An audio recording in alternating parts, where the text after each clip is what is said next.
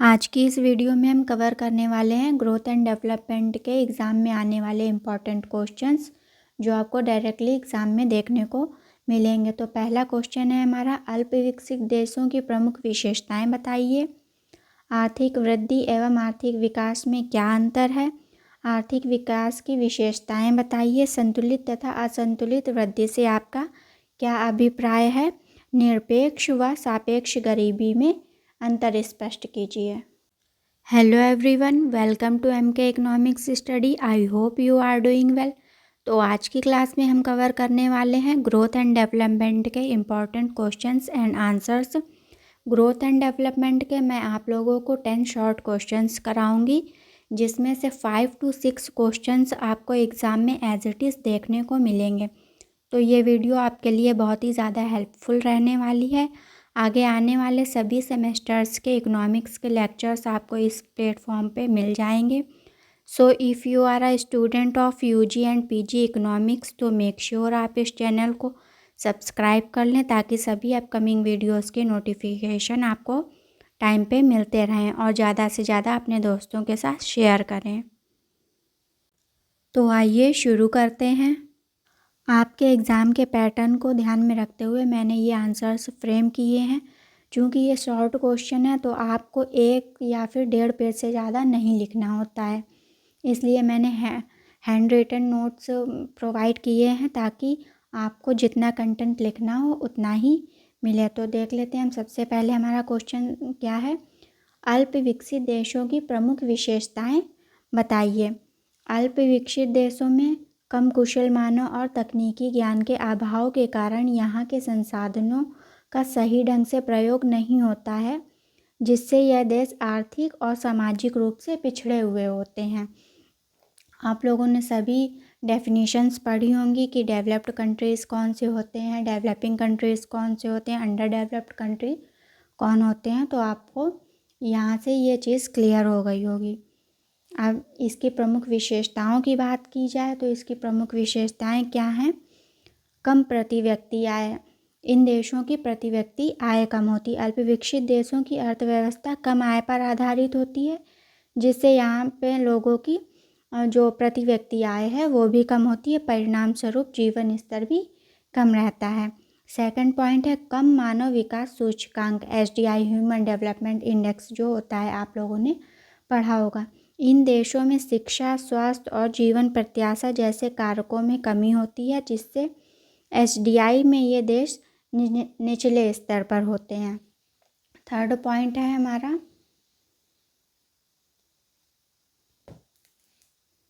बुनियादी ढांचे का अभाव। यहाँ की जो बेसिक्स नीड होती हैं वो भी नहीं पूरी हो पाती, जैसे सड़क, बिजली, पानी और संचार जैसी आधारभूत संरचनाओं का विकास सीमित होता है, जिससे आर्थिक गतिविधियों में बाधा आती है। फोर्थ पॉइंट है औद्योगिक आधार की कमी। इन देशों में औद्योगिकरण का अभाव होता है। उद्योग और तकनीकी विकास न होने के कारण उत्पादन क्षमता भी कम होती है। फिफ्थ पॉइंट है निर्यात पर निर्भरता। ये जो देश हैं अंडर डेवलप्ड कंट्रीज़, ये निर्यात पर निर्भर होते हैं। अल्प विकसित देश में मुख्य रूप से कच्चे माल और कृषि उत्पादों के निर्यात पर निर्भर होते हैं, जबकि उन्हें मशीनरी और प्रौद्योगिकी का आयात करना पड़ता है। यह व्यापार घाटे को बढ़ाता है। तो आपको एग्ज़ाम में इतना ही आंसर लिखना है, इससे ज़्यादा बड़ा नहीं लिखना है। आपके पास लिमिटेड टाइम होता है। अगर आपके पास और भी कम टाइम है, आप इतना नहीं लिख सकते हैं, तो आप ये डायग्राम के थ्रू इसकी विशेषताएं बता सकते हैं। ये डायग्राम जैसा कि आप देख रहे हैं, अल्प विकसित देशों की विशेषताएं, और डायग्राम में इस तरह से आप सारे पॉइंट्स को दिखा देंगे कि ये सारे पॉइंट्स हैं। प्रति व्यक्ति आय कम होती है, SDI कम होता है, बुनियादी ढांचे का अभाव, औद्योगिकरण आधार की कमी, निर्यात पर निर्भरता, अत्यधिक जनसंख्या होती है, शिक्षा और तकनीकी का अभाव होता है। तो इससे आपका कम टाइम भी ये लेगा और एग्ज़ामिनर की नज़र इसमें तुरंत पड़ जाएगी। जैसे डायग्राम वाले जितने भी हमारे आंसर्स होते हैं उसमें हमारी जल्दी नज़र पड़ती है।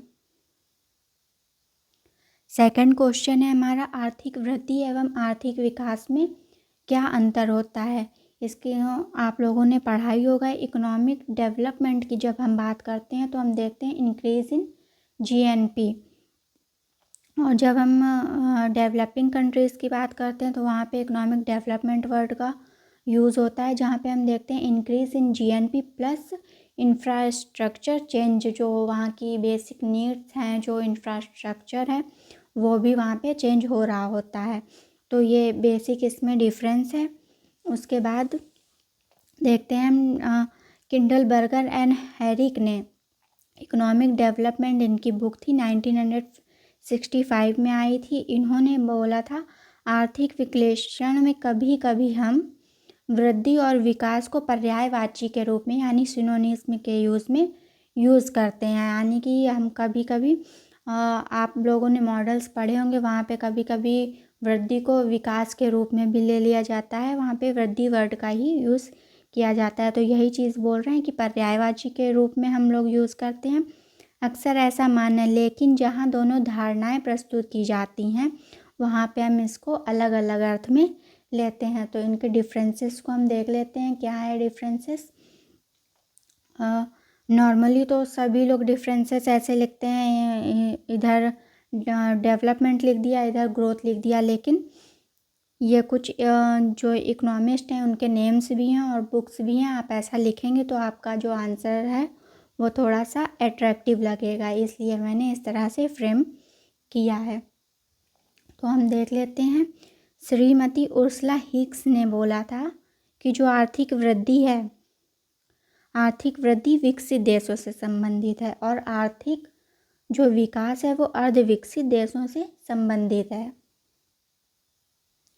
सेकंड पॉइंट है हमारा, प्रोफेसर ए मेडिसन ने economic progress and policy in developing countries 1970 में आई थी। इन्होंने बोला था बढ़ते हुए आय का स्तर सामान्यतः धनी देशों में समृद्धि कहा जाता है, बढ़ते हुए आय का स्तर सामान्यतः निर्धन देशों में विकास कहा जाता है। थर्ड पॉइंट है हमारा, ये शुम्पीटर ने the theory of economic development 1911 में इनकी बुक आई थी। इन्होंने बोला था आर्थिक समृद्धि दीर्घकाल में होने वाले क्रमिक तथा सतत परिवर्तन है जो बचतों एवं जनसंख्या की दर में धीरे धीरे वृद्धि द्वारा आता है। विकास स्थिर अवस्था में होने वाले असतत डिसकॉन्टिन्यूअस तथा स्वतः प्रेरित परिवर्तन है जो पहले से विद्यमान संतुलन अवस्था को हमेशा के लिए परिवर्तित कर देते हैं। यानी कि जो पहले हमारी एक कच्ची सड़क थी उसे हम अगर पक्की सड़क में बना देते हैं तो जो पहले वाली अवस्था थी कच्ची सड़क वाली वो अब हमें नहीं देखने को मिलती है। जो पहले की अवस्था है वो बिल्कुल चेंज हो जाती है। जो फोर्थ पॉइंट है वो हमारा है, ये किंडलबर्गर ने बोला था आर्थिक वृद्धि का मतलब अधिक उत्पादन से है। ये किसमें आर्थिक वृद्धि की बात हो रही है। और विकास से तात्पर्य अधिक उत्पादन, तकनीकी परिवर्तन एवं संस्थागत व्यवस्थाओं में परिवर्तन से है। फिफ्थ और हमारा लास्ट पॉइंट है, प्रोफेसर जे.के. मेहता ने बोला था आर्थिक वृद्धि परिमाणात्मक यानी कि क्वांटिटेटिव परिवर्तन से संबंधित है और विकास गुणात्मक यानी कि क्वालिटेटिव परिवर्तन से संबंधित है। जब भी हम डिफरेंसेस वाले क्वेश्चंस करते हैं तो हम उसमें लास्ट में कंक्लूज़न देना एक अच्छा पॉइंट माना जाता है। तो यहाँ पे हम लास्ट में कंक्लूज़न दे देंगे। आर्थिक वृद्धि और आर्थिक विकास दोनों में अंतर है, लेकिन यह दोनों ही एक देश की प्रगति को दर्शाते हैं। यहाँ से हमारा ये आंसर फिनिश होता है। हमारा थर्ड क्वेश्चन है आर्थिक विकास की विशेषताएं बताइए। ये क्वेश्चन उसी से बिल्कुल रिलेटेड है जो आपने पिछला क्वेश्चन किया है। वृद्धि और विकास में अंतर, जितने भी विकास वाले पॉइंट थे वो यहाँ पे आर्थिक विकास की विशेषताओं में आ जाएंगे।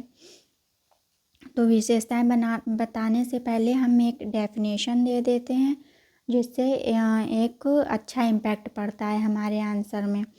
तो राष्ट्रीय आय में वृद्धि आर्थिक विकास है, ऐसा बोला था मायर एंड बाल्डविन ने, यंगसन, साइमन कुजनेट्स और पॉल एल्बर्ट ने। अब आर्थिक विकास की विशेषताएं क्या हैं? ये सारे वही पॉइंट्स हैं जो हम लोग ने आर्थिक वृद्धि और विकास के अंतर में पढ़े थे। जितने भी विकास वाले पॉइंट थे वो यहाँ पे आ जाएंगे। श्रीमती उर्सुला हिक्स के अनुसार आर्थिक विकास अर्ध विकसित देशों से संबंधित है। ए मेडिसन, बढ़ते हुए आय का स्तर सामान्यतः निर्धन देशों में विकास कहा जाता है।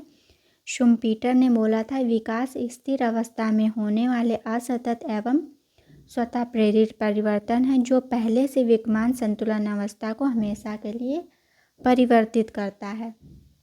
किंडलबर्गर ने बोला था विकास से तात्पर्य अधिक उत्पादन, तकनीकी परिवर्तन एवं संस्थागत व्यवस्थाओं में परिवर्तन से है।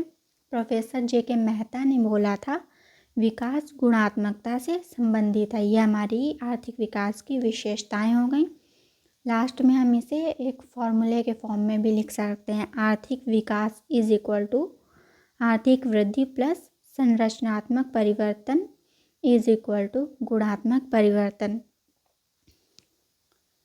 इस तरह से हम इसे लिख सकते हैं। इससे ज़्यादा आपको नहीं लिखना है क्योंकि आपके पास लिमिटेड टाइम रहेगा, तो आप इससे ज़्यादा लिखने का सोचिएगा भी मत, नहीं तो आपके जो और क्वेश्चंस हैं वो छूट सकते हैं। तो आपको 1 या फिर 1.5 पेज से ज़्यादा शॉर्ट क्वेश्चन को नहीं देना है।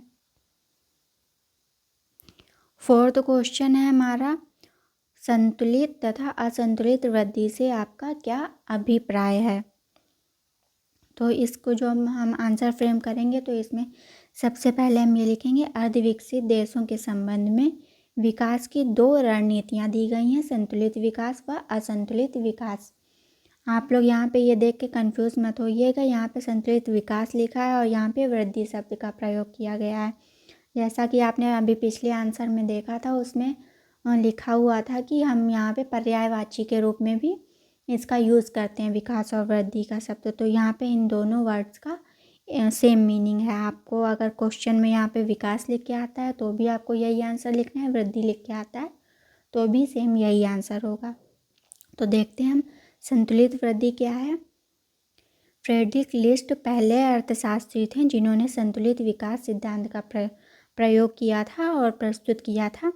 संतुलित विकास से आशय अर्थव्यवस्था के सभी क्षेत्रों तथा उद्योगों का एक साथ विकास है, अर्थात उसमें एक साथ निवेश करना है जिससे कि विभिन्न क्षेत्रों की उपज तैयार मिल सके और असंतुलन उत्पन्न ना हो पाए। संतुलित विकास की जो नीति है उसके समर्थक कौन कौन से अर्थशास्त्री थे? Rosenstein Rodan, Arthur Lewis, Ragnar Nurkse, Allyn Young और सिटोवस्की। संतुलित वृद्धि या फिर विकास से हमारा जो इसका मीनिंग है कहने का वो ये है कि हमें जितने भी सेक्टर्स हैं उसमें इक्वली इन्वेस्टमेंट करना है।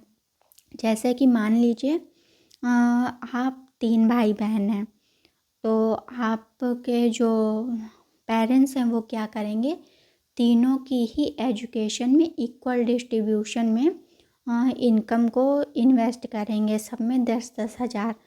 तो इसी तरह से यही चीज़ बोली गई है कि सभी सेक्टर्स में इक्वली हमें इन्वेस्टमेंट करनी है। अब असंतुलित विकास या फिर वृद्धि क्या है? प्रोफेसर हर्समैन तथा सिंगर असंतुलित वृद्धि के प्रवर्तक थे तथा समर्थक कौन कौन थे? मार्क्स, फ्लेमिंग, रोस्टो, प्रोफेसर रोजीना, जे शेहान और किंडलबर्गर असंतुलित वृद्धि के क्या थे? समर्थक थे। इसके अनुसार अर्थव्यवस्था के सभी क्षेत्रों में एक साथ निवेश ना करके केवल कुछ क्षेत्रों में ही सर्वप्रथम निवेश करना चाहिए, कुछ ही क्षेत्रों में करना चाहिए। किसी भी अल्प विकसित अर्थव्यवस्था के पास इतना साधन और पूंजी नहीं होती है कि वो सभी क्षेत्रों में एक साथ निवेश कर सके, क्योंकि ये अवधारणाएं जो हैं अल्प विकसित देशों से संबंधित हैं। तो यही चीज़ यहाँ पे बोली जा रही है कि अल्प विकसित देशों के पास में इतने साधन नहीं उपलब्ध होते हैं कि वो सभी सेक्टर्स में इक्वली इन्वेस्टमेंट कर सकें। तो यहाँ पे बोला गया है कि किसी कुछ गिने चुने सेक्टर्स में हमें इन्वेस्टमेंट करना चाहिए, ना कि सारे में। जैसे कि आप 3 भाई बहन हैं, तो आपके पेरेंट्स क्या करेंगे, जो सबसे बड़ा भाई या बहन है उसमें इन्वेस्टमेंट करेंगे ज़्यादा, जिससे कि वो जब आगे चल के इनकम जनरेट करेंगे तो वो अपने छोटे भाइयों बहनों पे इन्वेस्टमेंट करेंगे। इस तरह से असंतुलित वृद्धि का ये मतलब होता है। निरपेक्ष व सापेक्ष गरीबी में अंतर स्पष्ट कीजिए। गरीबी मूलतः वंचन से संबंधित है। गरीबी से आशय जीवन की कुछ निर्दिष्ट आवश्यकताओं की पूर्ति से वंचित रहने से। वंचित मतलब कि उसका अभाव है, वो चीज़ें हमें नहीं मिल रही हैं। गरीबी को 2 रूपों में देखा जाता है, निरपेक्ष गरीबी और सापेक्ष गरीबी। निरपेक्ष गरीबी क्या होती है? Absolute poverty. गरीबी के निरपेक्ष प्रतिमान का प्रयोग सर्वप्रथम FAO के प्रथम महानिदेशक R. वायर ने 1945 में किया था। यदि एक व्यक्ति की न्यूनतम भरण पोषण या फिर न्यूनतम पोषण आवश्यक स्तर, जो कि ग्रामीण क्षेत्रों में 2400 कैलोरी और शहरी क्षेत्रों में 2100 कैलोरी से नीचे होता है, तो वो निरपेक्ष गरीबी है।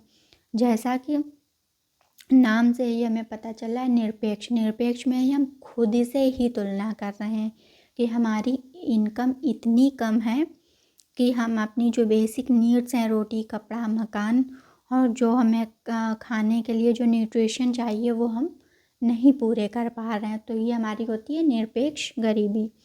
सापेक्ष गरीबी क्या होती है? निरपेक्ष गरीबी में हम खुद से कंपैरिजन कर रहे थे गरीबी में, और सापेक्ष गरीबी में रिलेटिव पॉवर्टी, नाम से ही हमें पता चल रहा है किसी से रिलेट करके हम पॉवर्टी को देख रहे हैं, यानी कि दूसरे के कंपैरिजन में हम पॉवर्टी को देखते हैं। तो ये डेफिनेशन हमारी क्या कह रही है? सापेक्ष गरीबी यह व्यक्त करती है कि समाज का एक वर्ग आय व उपभोग के स्तर की दृष्टि से संपूर्ण समाज या अर्थव्यवस्था के औसत आय या उपभोग से नीचे है। सेम वह चीज़ जो मैंने अभी बताई कि दूसरे से हम कंपैरिजन करके देखते हैं कि हमारी जो नीड्स हैं वो पूरी हो पा रही हैं कि नहीं हो पा रही हैं। मान लीजिए आप 2 दोस्त हैं, एक की इनकम ज़्यादा है, एक की कम है, तो ज़्यादा इनकम वाली ज़्यादा चीज़ें कंज्यूम कर रहा होगा, ज़्यादा लग्जरियस गुड्स खरीद रहा होगा, बशर्ते कि आपकी इनकम कम है तो आप कम लग्जरियस गुड्स खरीदेंगे, कम कंजम्पशन करेंगे, तो आप क्या कहलाएंगे? उसके कंपैरिजन में सापेक्ष गरीब कहलाएंगे। यही चीज़ इसमें लिखी हुई है। तो ये आज की वीडियो का लास्ट क्वेश्चन था। आगे जितने भी क्वेश्चन हैं आपको अगली वीडियो में मिल जाएंगे, तो आप चैनल को ज़रूर सब्सक्राइब कर लें ताकि अपकमिंग वीडियोस के नोटिफिकेशन आपको टाइम पे मिलते रहें। अगर आपको वीडियो अच्छी लगी हो तो लाइक और कमेंट ज़रूर करें। तो मिलते हैं नेक्स्ट क्लास में। Till then keep watching MK economics study. Thank you so much for watching this class.